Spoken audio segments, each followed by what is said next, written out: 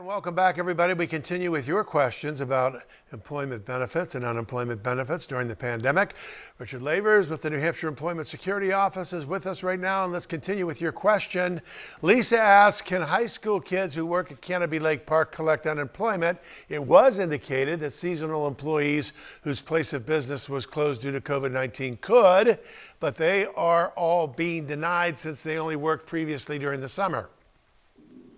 So the best way to answer that question for folks, Tom, is on our website right now. If you go to unemploymentbenefits.nh.gov, we have the full list of eligibility criteria. So all of the questions that people need to know about in order to determine whether or not it makes sense for them to file. For those folks that had a job that they would have normally been starting, and it's not available to them, that is one of those eligibility criteria. So I'd encourage folks, go on to our website, take a look at those questions that are asked on a weekly claim and see whether or not any of those circumstances apply to them. And then they'll be able to make a decision on what's best for them going forward. Rahasta asks, do people who are getting hours cut to part-time and signing up for unemployment qualify for the added $600?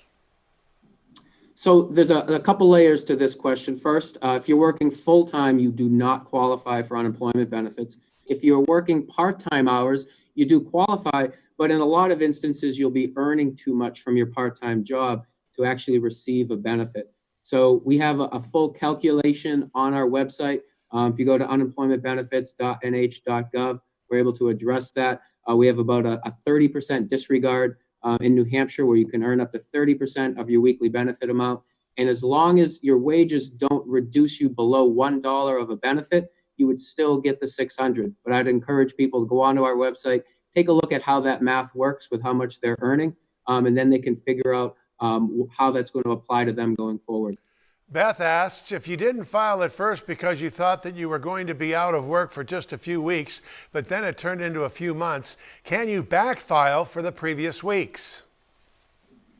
Usually a reason for backfiling needs to be provided.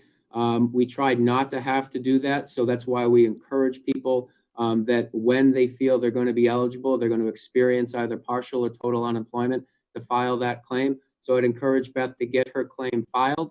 And then if there are reasons why she would like that to be considered for prior weeks, get that information to us. We'll take it under consideration. But again, that's why we encourage people to file right away when they're experiencing unemployment, so that we don't have to look at these backdate type of issues. All right, Alyssa asks, if people have a job to go to but refuse to work, will they be taken off unemployment?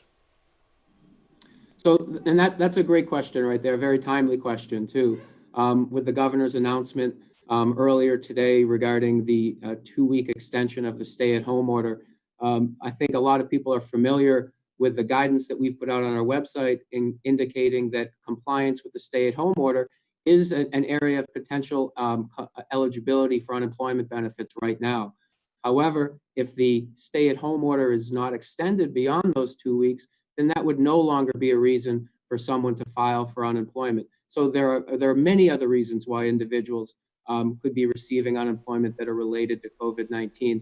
We do know, in looking at some of the data, that people filing and certifying as to the reason being compliance with the stay-at-home order was a very small group, less than 1% of people filing for benefits. So it's good to know that while the stay-at-home order stays in effect, that continues to be a reason that you can certify for benefits. But once the stay-at-home order goes away, potentially in 2 weeks, that would no longer be a reason that you would certify and be eligible.